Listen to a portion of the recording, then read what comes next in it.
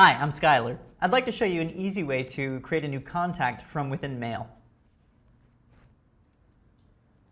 Go up to View, then go down to Customize Toolbar.